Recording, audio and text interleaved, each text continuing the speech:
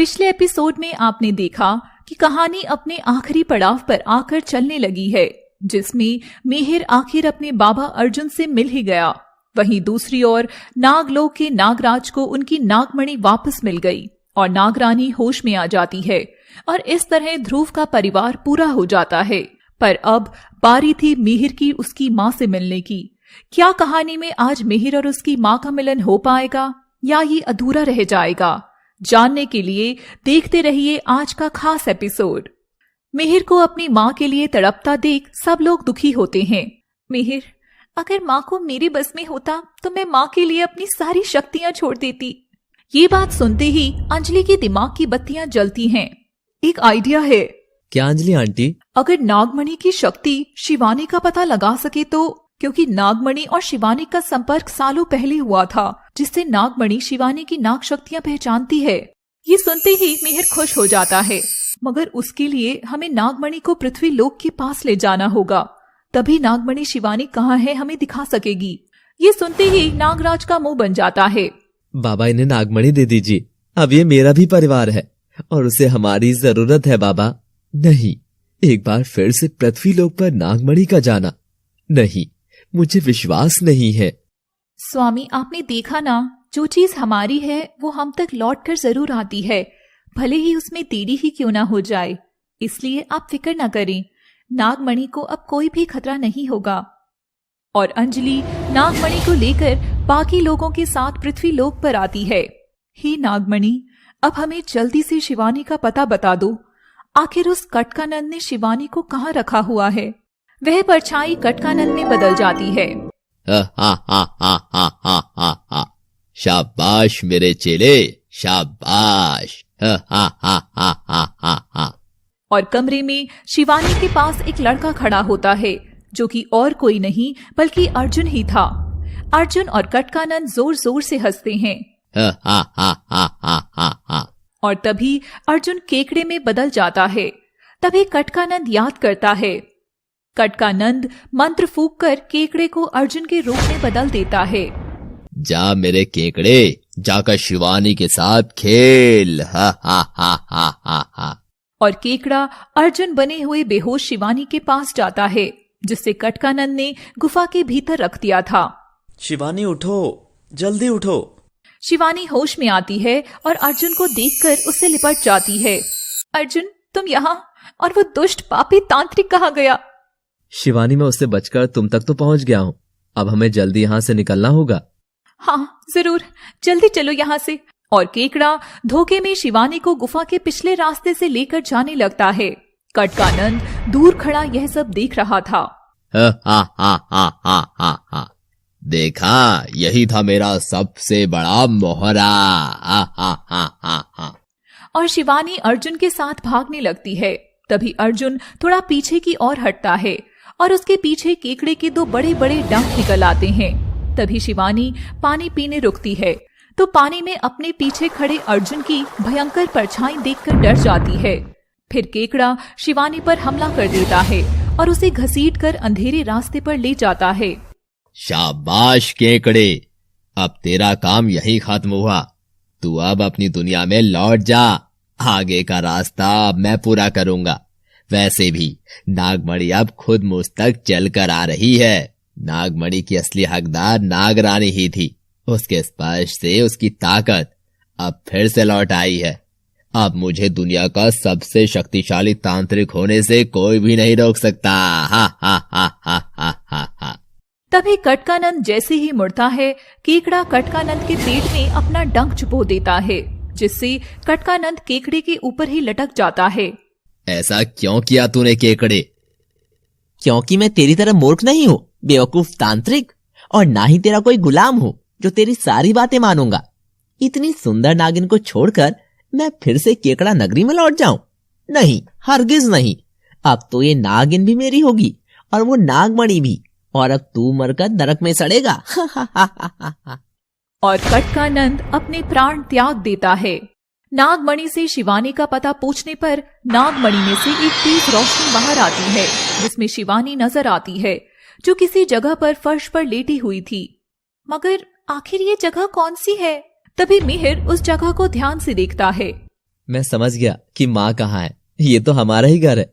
देखिए बाबा, उस दुष्ट ने माँ को हमारे ही घर में छिपा रखा है। अर्जुन शिवानी के चित्र के पास जाकर जैसे ही उसे छूता है वो गायब हो जाता है। चिंता मत करो शिवानी, पूरा नाग परिवार तुम्हें बचाने आ रहा है।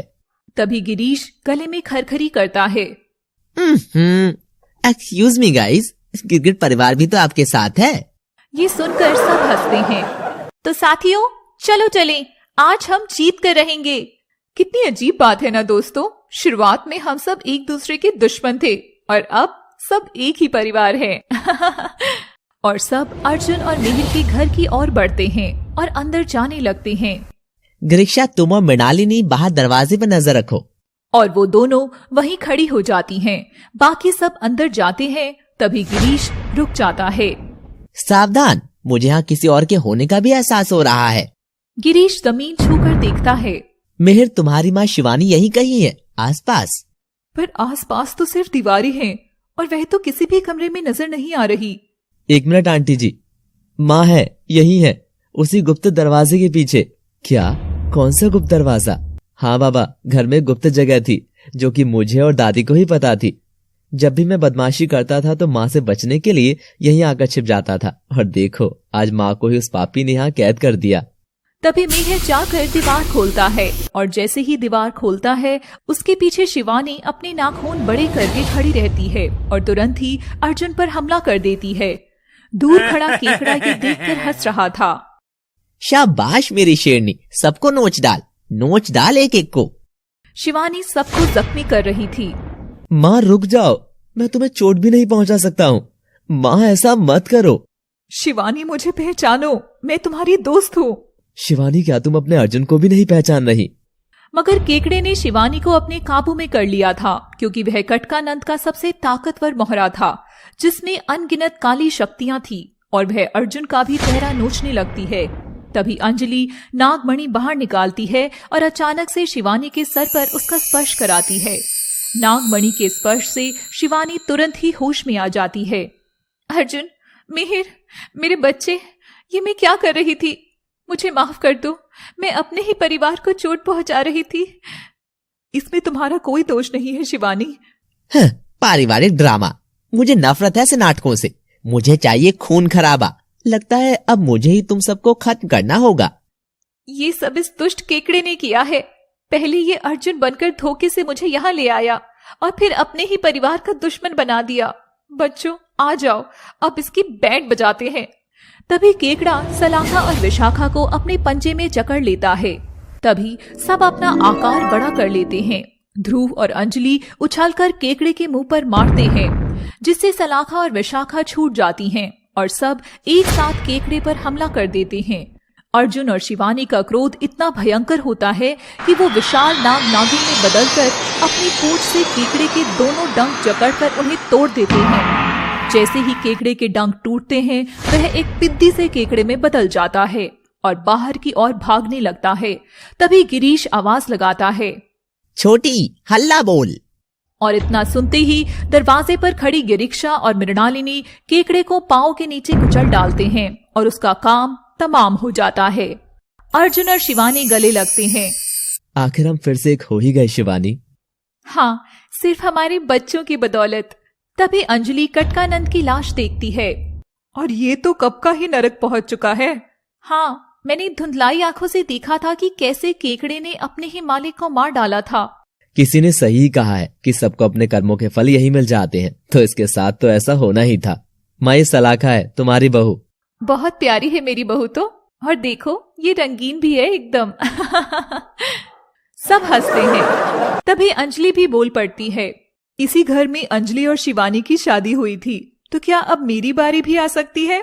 अब तो मैं भी। और अंजलि ध्रुव से चिपक जाती है।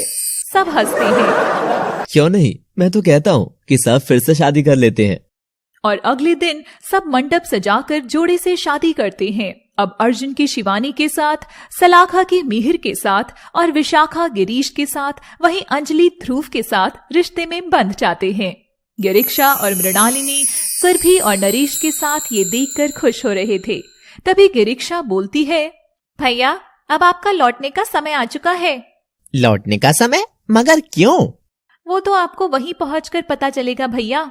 गिरगिट आइलैंड को आपकी बहुत जरूरत है। तभी गिरीश विशाखा के सामने अपना हाथ करता है। तो धर्मपत्नी जी, अब मेरे साथ चलना चाहेंगी आप अपने ससुराल? बिल्कुल स्वामी। और गिरिक्षा एक रोशनी का दरवाजा बनाती है। गिरिक्षा और विशाखा सबसे मिलते हैं और गिरगिट आइलैंड चले जाते हैं। वैसे शादी तो हो गई है, अब हनीमून का क्या प्लान है? भाई वाह, इतने सालों की शादी के बाद भी अर्जुन और शिवानी के बीच प्यार कम नहीं हुआ। देखो ध्रुव, अब तुम भी मुझे ऐसे ही प्यार करना, वरना मैं फिर से चली जाऊंगी किसी गुफा में। नहीं नहीं। देखा स्वामी, कोई भी नागमणि परिवार का ये सुख और खुशियां नहीं दे सकती। अंजलि नागमणि को लेकर फिर से नागलोक पहुंचा देती है और पूरा नाग परिवार खुशी खुशी रहने लगता है। और इस तरह इतने बड़े उतार चढ़ाव के बाद पूरा नाग परिवार एक हो गया और खुशी खुशी साथ रहने लगा। दोस्तों, हर बुरी शक्ति का एक दिन अंत हो ही जाता है। बुरे के बाद अच्छा जरूर आता है। ऐसी ही दिलचस्प कहानियों के सीजन देखने के लिए लगातार देखते रहिए हमारा चैनल पापा टीवी हिंदी को। Thanks for watching.